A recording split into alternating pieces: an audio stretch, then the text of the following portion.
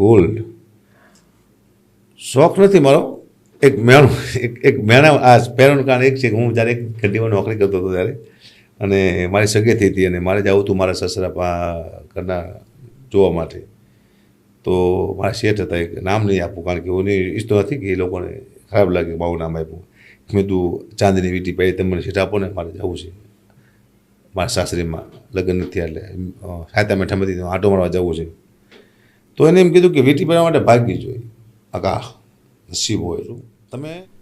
હું ઘણીવાર સ્ટેજમાંથી કહેતો હોઈશું, જ્યારે તમને કાંઈ ન આવડતું હોય તમે આગળ વધવા માંડો, જ્યારે તમને કંઈ આવડતું નહીં તમારી પ્રગતિ થવા માંડે ત્યારે તમારે એવું નહીં વિચારવાનું મને કંઈક આવડે છે.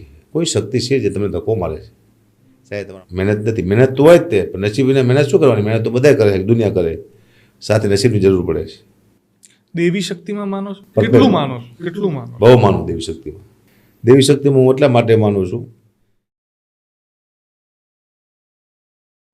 પણ એવું કહેવાય કે તમે જીવનમાં જેટલી પણ પ્રગતિ કરો, જેટલા સફળ થાવ કે જેટલા નિષ્ફળ પણ થાવ, એ બધામાં લોકો એવું માને છે, હું માનું છું, કે નસીબનો સહકાર હોય છે. નસીબ તો કામ કરે જ છે, મહેનત કરે છે, પણ નસીબ પણ કરે જ છે. તમે નસીબમાં માનો છો? હા, હું પરફેક્ટ માનું નસીબમાં. હું ગ્રહમાં માનું છું, હું નસીબમાં માનું છું. એ પાકા પાય છે. નસીબ ઉપર કંઈ છે જ નહીં. મારા ભાગમાં લખ્યું હોય તો જ થાય, એ નસીબમાં લખ્યું હોય જ તે. કારણ કે આખો દિવસ પાયા ખોદરો માણા 500 રૂપિયા કમાતો હોય, આખો દિવસ મોટા ખાડા ખોદતો હોય, 500 રૂપિયા માંડ કમાય છે. અને પાયા ઊભો જોતો હોય છે કે આમ કરજે, એ 5 લાખ કમાય છે. એ તો કામ, એ તો ખાડું ખોદાવડાવે ખાડો, એ તો કોઈને ભાઈ કામ કરાવે છે, એ તો કરતો નથી. એ 5 લાખ રૂપિયા કમાય છે, જે કામ કરે એ 500 કમાય છે. કારણ કે ઓલાનું નસીબ છે. નસીબ હંમેશા માણસો બદલતું રહે છે, ચડાવ ઉતાર જીવનમાં આવતા રહે છે. નસીબમાં હું પરફેક્ટ માનું છું, કારણ કે અહીંયા સુધી પહોંચ્યો નસીબ છે મારું.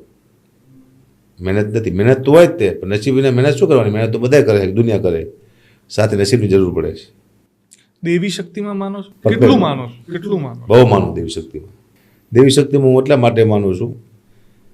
હું ઘણીવાર સ્ટેજમાંથી કહેતો હોઈશું, જ્યારે તમને કાંઈ ન આવડતું હોય તમે આગળ વધવા માંડો, જ્યારે તમને કંઈ આવડતું નહીં તમારી પ્રગતિ થવા માંડે ત્યારે તમારે એવું નહીં વિચારવાનું મને કંઈક આવડે છે. કોઈ શક્તિ છે જે તમને ધક્કો મારે છે. સાહેબ તમારા મા બાપના આશીર્વાદ હોય તો ભલે, તમારી કુળદેવી હોય તો ભલે, તમારા ગુરુના આશીર્વાદ હોય તો ભલે, કોઈક શક્તિ છે તમને ધક્કો મારે છે. જેમ હકાબા ગઢવી 5-10 ચોકલેટ નીકળ્યા છે ને હકાબા દુનિયા ઓળખે છે, તો કોઈક તો શક્તિ છે, દેવી શક્તિ જે મને ધક્કો મારે છે. મને યાદ નહીં કોણ શક્તિ છે, હું ખબર નથી કઈ માતાજી કઈ શક્તિ મને ધક્કો મારે. કોઈક શક્તિ મારી પાછળ છે જે મારું ધ્યાન રાખે છે, મારું આગળ પાછળ મારું બધું ધ્યાન રાખે છે. દેવી શક્તિમાં હું માનું છું. એક પ્રશ્ન મને બીજો થાય છે, આ ગોલ્ડ આટલું બધું પહેરો છો, એનું કારણ શું? ગોલ્ડ શોખ નથી મારો. એક મેણું એક મેણા આ પહેરવાનું કારણ એક છે કે હું જ્યારે એક ઘંટીમાં નોકરી કરતો હતો ત્યારે, અને મારી સગેથી હતી અને મારે જવું હતું મારા સસરા ઘરના જોવા માટે.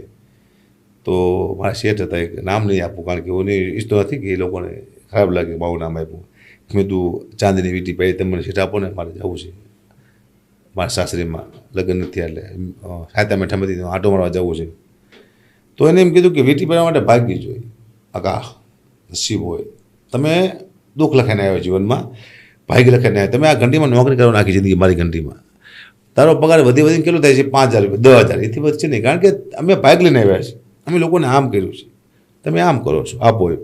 એટલે તમે કોઈ સુખી નહીં થાવ. અને વીંટી શું તારા જીવનમાં કોઈ દી વીંટી તારા ભાગમાં છે જ નહીં વીંટી. મેં કીધું ભાઈ એવું ન હોય, સમય ક્યારે બદલી જાય ખબર નહીં પડતી. સમય આવશે તો હું તમને દેખાડીશ વીંટી હોય કે ન હોય ભાગમાં. અને વીંટીને મને ચાંદીની ના પડી હતી. અને જેવું આવ્યું મારા પૈસા વેચે એટલે મેં પહેલાં એવી ઈચ્છા હતી કે 10 વીંટી હું કરાવીશ હાથમાં, અને પહેલાં એને જેમાંથી કરવા જઈશું, એ ઈચ્છા હતી. એવું નહીં, અભિમાન નહીં, હું જીવો નહીં. મેં જેમાંથી કે મજામાં આવું એટલે જોયું કે પણ મેં કીધું નહીં, કારણ કે તો હા એનામાં મારા કંઈ ફેર ન રહે, સામે કોઈને મેળું મારો હતો. એટલે ત્યારથી પછી વીંટી પહેરી છે. પછી શોખ પણ એક મૌન મેણું તો જતું જ રહ્યું છે. હા, બોલવાની જરૂર રહે નહીં પછી શબ્દોની જરૂર નથી ને. એટલે મેણા સાંભળ્યા છે બધાએ. ધીમે ધીમે માતાજી મેણા ભાંગતા જાય અમારે. અને ગોલ્ડ શું છે મારી પાસે દેખાવામાં સારું, આ ગોલ્ડ જ છે.